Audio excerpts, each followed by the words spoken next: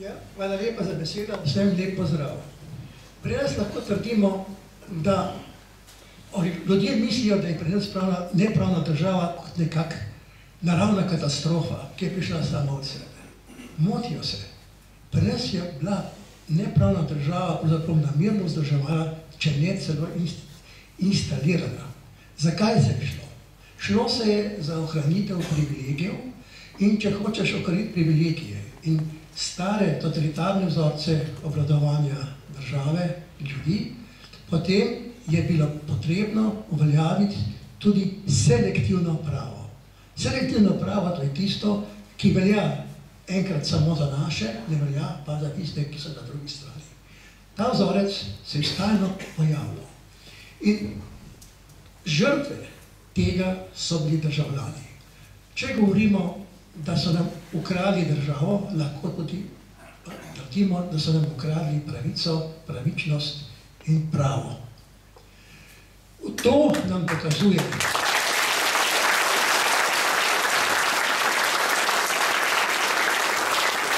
dokazi segajo več kot 20 let nazaj. Ukradli so najprej pravzaprav, če hočemo biti natančni, našo samozavest. Ukradli so nam to samozavest in tudi vrednote. Začeli so v bistvu s selektivnim obravnavanjem določenih problemov, ki jih potem nikoli nismo videli, da bi bili rešeni. Začnimo pravzaprav samo z vrsto afer, ki se pa pojavljajo v nekih ciklusih. Te ciklusi imajo svoje vrhove takrat, ko je demokratična stran, vladna stran dosegla neke uspehe. To se je videlo tako v obdobju leta 2004-2008, ko je nastala afera Patria. Videlo se je, ko je bil obrambni minister uspel z osamosvojitvijo, ko je žel pravzaprav sadove osamosvojitvene vojne, ko so prišla priznanja, takrat so začeli prihajati na dan orožarske afere. Govorili so, da se nosi denar v kovčkih v kabinetu ministra. Tega denarja najprej protikopijska komisija ni nikjer najdla. Tega denarja ni bilo. Potem pa afere na obveščevalnem področju.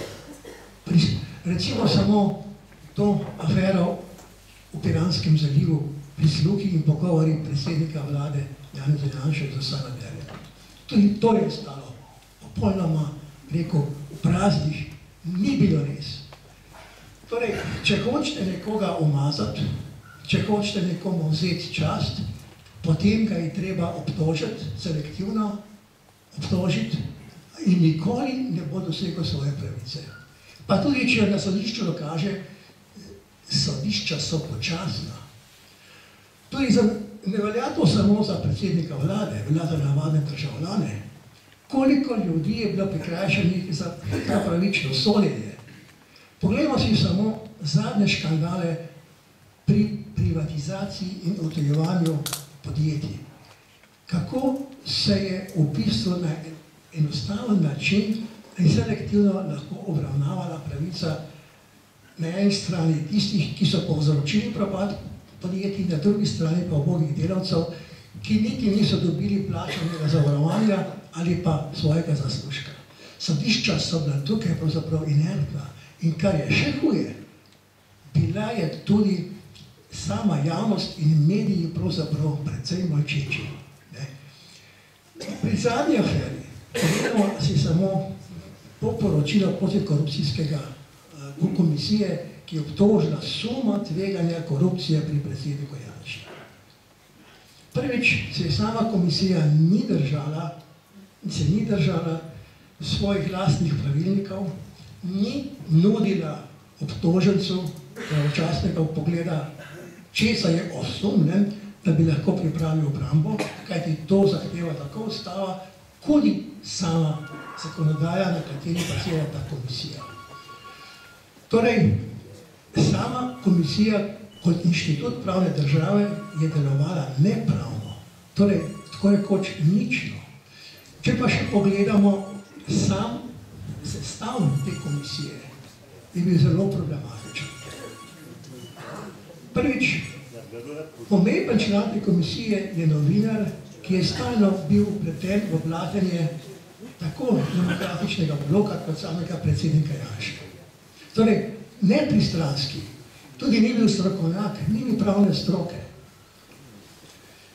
Kar pa še najbolj čudi in najbolj pravzaprav vznemirja, pa je premajhen občutek za to pravno krivico pri političnih voditeljih koalicijskih strank, ki so vrat na nos takoj prijele za to kost in obsodile, kot da je to izvršeno dejstvo, ja, to ni sum, ampak on je že koruptiven. Predsednik Janša je koruptiven. Takoj. Eni so dobili to poročilo še pred, je sploh predsednik Janša to sploh videl. Torej, veliki škandal.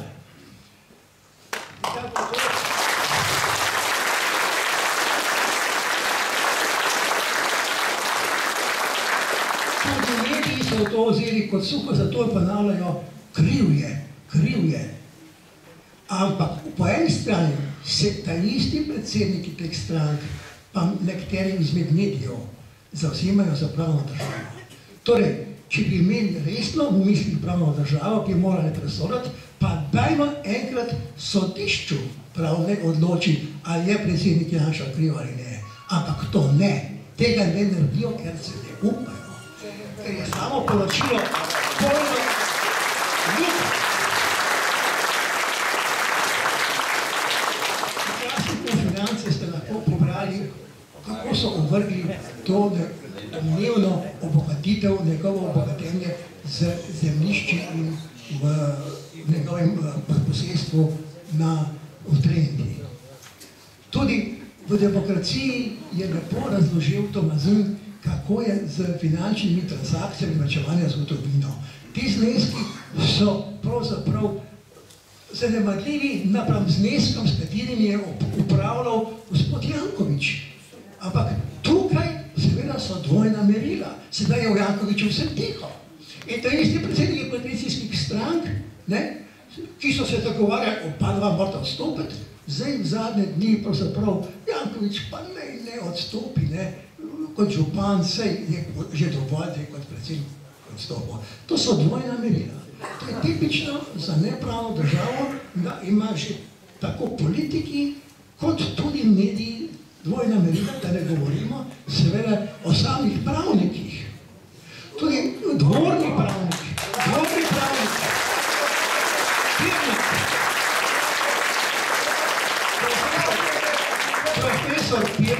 profesor Pirnat, ki je pravzaprav oče te protikorupcijske komisije, se ne spomni tega, da bi bilo treba to preveriti, to poročilo, ker je toliko nejasnosti, ker je profesor Šturm pokazal na pravne nepravilnosti, je to pokazal tudi objavo v demokraciji. Je ena vrsta indicev, da gre za politični konstrukt, ki je orkestriran tako z stavkami, kot tudi z